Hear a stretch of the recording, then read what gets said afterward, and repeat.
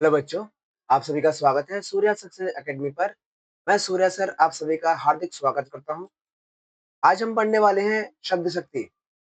शब्द शक्ति क्या होती है, किस तरीके से हमें समझ में आ सकती है, आज हम इस वीडियो में पढ़ने वाले हैं। बच्चों, यदि आप हमारे चैनल पर नए हैं तो पहले चैनल को सब्सक्राइब करें ताकि आगे आने वाली सभी वीडियो का नोटिफिकेशन आपको सबसे पहले मिल जाए। दूसरा, यदि आपको हमारी वीडियो पसंद आती है तो कृपया वीडियो को लाइक करें, अपने दोस्तों, मित्रों, सहपाठियों को शेयर करें ताकि उन्हें भी इस पढ़ाई का लाभ मिल सके। चलिए हम शुरू करते हैं आज की वीडियो को। हमारा पहला प्रश्न है, शब्द शक्ति क्या है? मतलब देखो बच्चों, ये प्रश्न हमारा कई तरीके से पूछा जा सकता है। जैसे शब्द शक्ति क्या है? शब्द शक्ति किसे कहते हैं? शब्द शक्ति से क्या अभिप्राय है? शब्द शक्ति से क्या तात्पर्य है? शब्द शक्ति को समझाइए। मतलब किसी भी प्रकार से आपसे प्रश्न पूछा जाए, आप उसका यही उत्तर लिखोगे जो हम आपको बताने वाले हैं। जैसे जब हम कोई शब्द सुनते या पढ़ते हैं और उसका अर्थ तुरंत समझ में आ जाता है, उसे शब्द शक्ति कहते हैं। मतलब जैसे ही हमने शब्द को पढ़ा या वाक्य को पढ़ा, पढ़ते ही हमें उसका तुरंत अर्थ समझ में आ गया, उसे हम क्या कहते हैं? शब्द शक्ति कहते हैं। जैसे आपसे किसी ने कहा, राजा बाजार गया है, तो हमें क्या समझ में आया? राजा बाजार गया है। मोहन अपना लिख रहा है, हमें समझ में आ गया कि मोहन क्या कर रहा है? मोहन अपना लिख रहा है। मतलब सीधा सा है कि किसी भी वाक्य को पढ़ने के बाद तुरंत हमें उसका अर्थ समझ में आ जाए, प्रयोग समझ में आ जाए, तो हम उसमें क्या लिखेंगे? शब्द शक्ति लिखेंगे। शब्द शक्ति वह क्षमता होती है जिससे शब्द अपने क्षमता की वजह से हमें शब्द का अर्थ तुरंत समझ में आ जाता है। अगला प्रश्न है, शब्द शक्ति कितने प्रकार की होती है? बच्चों, शब्द शक्ति 3 प्रकार की होती है। कितने प्रकार की होती है? 3 प्रकार की होती है। कौन-कौन सी होती है? पहली है अभिधा शब्द शक्ति, दूसरी लक्षणा शब्द शक्ति, तीसरी व्यंजना शब्द शक्ति। ठीक है? हमारा अगला प्रश्न है, बच्चों आपको किसी भी प्रश्न के प्रति, किसी भी उत्तर के प्रति और किसी भी उदाहरण के प्रति कोई भी संशय हो, कोई भी डाउट हो, तो आप कमेंट सेक्शन में ज़रूर पूछें। हम आपको वही आपका तुरंत जवाब देंगे और प्रयास करेंगे कि आपको वो जो प्रश्न है, बिल्कुल आसानी से समझ में आ जाए। हालाँकि हम यहाँ भी आपको उसको समझाने का प्रयास करते हैं, किंतु कभी-कभी नहीं समझ में आ पाता है, तो आप हमसे पूछ सकते हैं, हम आपकी समस्या का तुरंत समाधान करेंगे। हमारा प्रश्न क्या है बच्चों? अभिधा शब्द शक्ति क्या है? उदाहरण दीजिए। उत्तर है जब शब्द अपना मूल, सामान्य और सीधा अर्थ प्रकट करता है तो उसे अभिधा शब्द शक्ति कहते हैं। मतलब जब हम किसी शब्द को पढ़ते हैं और वह शब्द उसका सीधा अर्थ बता देता है, जैसे हमारा शब्द शक्ति में था। मतलब हमने जैसे ही शब्द को पढ़ा, उसने हमें अपना अर्थ तुरंत समझा दिया। उसे हम क्या कहते हैं बच्चों?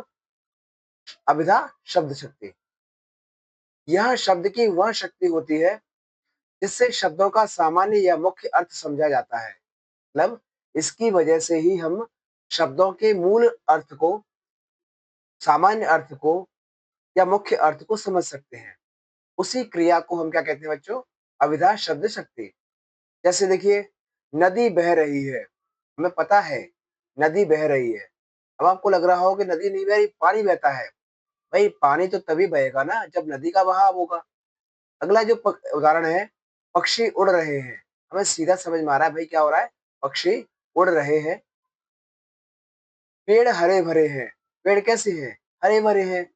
हरे मतलब हरे हरियाली से लदे हुए हैं और भरे मतलब उसपे बिल्कुल पत्ते, डालियां बिल्कुल पूर्णतः है, सूखा हुआ पेड़ नहीं है। तो क्या है? पेड़ हरे भरे हैं। हमारा अगला प्रश्न है, लक्षणा शब्द शक्ति क्या है? उदाहरण दीजिए। अब बच्चों इसका मतलब क्या होता है समझ लेते हैं। जब कोई शब्द अपने सामान्य या मूल अर्थ में ना होकर किसी विशेष परिस्थिति के कारण दूसरे अर्थ में प्रयोग किया जाता है, तो उसे लक्षणा शब्द शक्ति कहते हैं। मतलब हम किसी शब्द को पढ़ते हैं और उस शब्द को पढ़ने के पश्चात हम उसका तुरंत अर्थ नहीं समझ पाते, बल्कि उस शब्द का अर्थ किसी परिस्थिति, किसी क्रिया के साथ जुड़ा हुआ होता है। और वह अपने मूल अर्थ में प्रयोग नहीं किया जाता। मतलब अपने मूल अर्थ को नहीं बताता वो हमें किसी दूसरे अर्थ की ओर संकेत करता है, उसे हम कहते हैं लक्षणा शब्द शक्ति। इसमें शब्द अपने मुख्य अर्थ में नहीं होता, बल्कि उससे जुड़ा दूसरा अर्थ प्रकट करता है। मतलब यहाँ जो शब्द हम पढ़ने वाले हैं उदाहरणों के माध्यम से, उन उदाहरणों में जो शब्द हमें दिया जाएगा, वह अपने आप में अपूर्ण होगा। मतलब जब हम उसको पढ़ेंगे बाकी को, तो उसमें हमें उसका सीधा अर्थ समझ में नहीं आएगा, बल्कि उसका अर्थ दूसरा ही होगा, किंतु उस पहले शब्द से जिसको हम पढ़ने वाले हैं, उससे उसका अर्थ जुड़ा हुआ होगा।